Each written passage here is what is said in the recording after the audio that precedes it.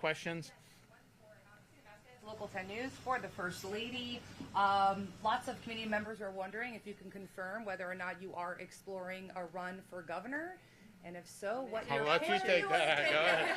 Oh, shoot. And if so, what your pitch is to voters about your qualifications. Well, I would say one thing, to quote the late, great Yogi Berra: when you come to a fork in the road, take it. You guys can read it that way. Look, I mean, I think that I've had people coming up to me for years begging to get her in the fray because I think you see with her presentation. I mean, she's passionate, she's articulate, she's smart, she's got rock solid values. I remember Rush Limbaugh, late great friend of mine, and he was always upset because he thought that the spouses pulled the office holder to the left. And he said, with Casey, I don't have to worry about that. She's more conservative than you. And I think what she's done on this has been really inspirational. For just how she handled the cancer has been inspirational to people. But then to parlay that into programs that are actually helping people and saving lives is extraordinary. She's also came in as First Lady and tackled things like behavioral health. That is not an easy subject. But if you look at what we've done, there's been huge progress that have been made, progress that's been made on opioids and other types of substance abuse. And then, as if that's not enough, she actually tackles one of the thorniest issues, which is child welfare, challenging the Great Society and the War on Poverty's conception of how you deliver these services by launching Hope Florida, which says government's not the answer. Government can facilitate with connections to faith-based groups, to private groups, businesses, even interested people in the community. And when you get folks in need connected with those arteries in our society, they end up having a pathway to independence. And I think it's been tens of thousands of people who've been taken off, 30,000 people who've been taken off means-tested welfare in Florida because they're now independent. And that was supposed to be the goal of this. Instead of creating dependency, which is what's happened for many decades, Florida has shown a pathway to do that. And as much as as governor, I can take credit for that because it's my administration. I get blamed anytime anything isn't good. So, right. But I had really, this was her conception to do this. And I think it has the potential as we expand this concept to other parts of government. It has a chance to completely upend how these things have been done. And there's states that come to Florida and they ask, how do we do Hope Florida in Iowa or in some of these other places? And so you're seeing it replicated now. Now there's some states that are very liberal that as soon as you tell them that you're welcoming in the faith-based community, then they say they can't do it, which to me is absurd, but that's how they think, right?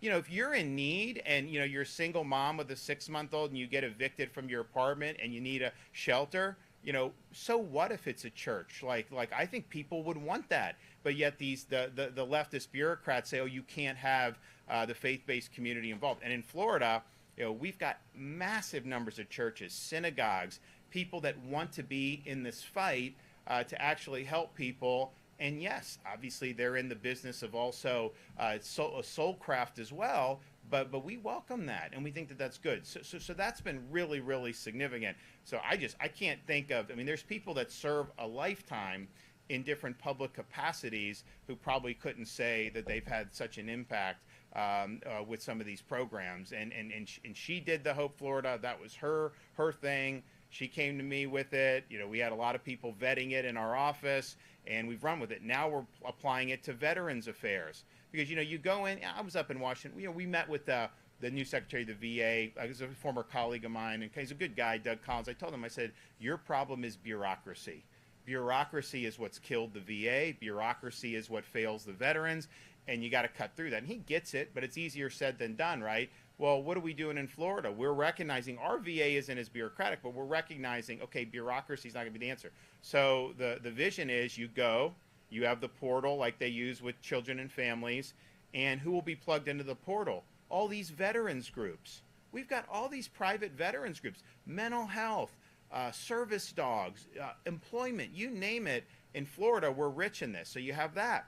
You also have traditional charities that may want to be involved. You have businesses, corporations that want to be involved helping veterans. And then you have individuals that can plug into the portal. And the thing is, veterans have a tough time.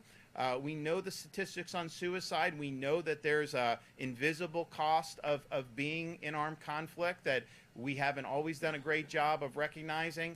And it could be enough of just, veterans having difficulty, someone volunteers just to go say, you know what, I want to take you to lunch. I care about you, man, and let's do it.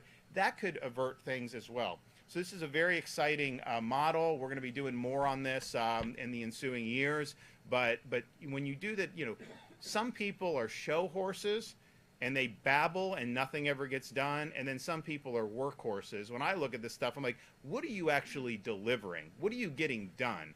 That's what matters. And I think Florida has been the #1 example of actually getting this stuff done. I mean, just think about this whole, I saw a little blurb about the whole thing with the mutilation where they're sex changing on the kids. We in Florida, initially through our health, we said no, that's not acceptable. But the legislature came in and they codified that in law.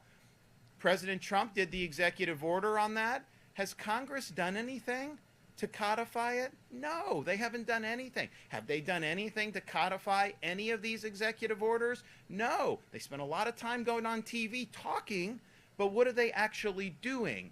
You look at Florida, we're spending less money this fiscal year than we did last year. I don't know there's many states that can say that they're doing that, but certainly the federal government, with what they just passed in this budget, it's like the media will say this. The media, like on the left, they're saying, oh, Medicaid. There's nothing in the budget. I didn't see the word Medicaid. Republicans, oh, these tax cuts. I didn't see that in there either. It basically puts spending forecasts and spending levels. In 2034, that budget that passed forecasts the national debt to be $56 trillion. So it was $5.6 trillion 25 years ago. And then they're saying 10 years from now, 35 years into this century, it's going to be $56 trillion.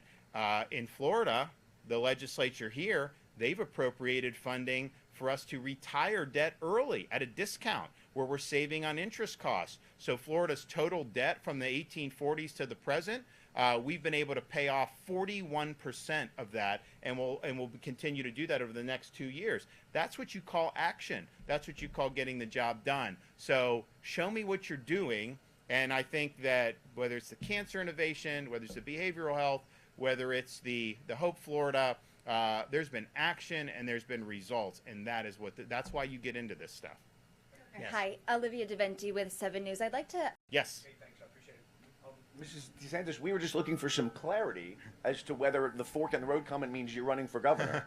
I think she's leaving that to imagination and to start talking about good old Yogi Berra, because he had a lot of very perceptive comments, and I just remember when they were in kind of the doldrums with Major League Baseball. There wasn't as much fan interest. I don't think the Yankees were doing as well that year. And he said, if people don't want to come to the ballpark, no one's going to stop them. And that's just kind of the nature of it, right? Yes.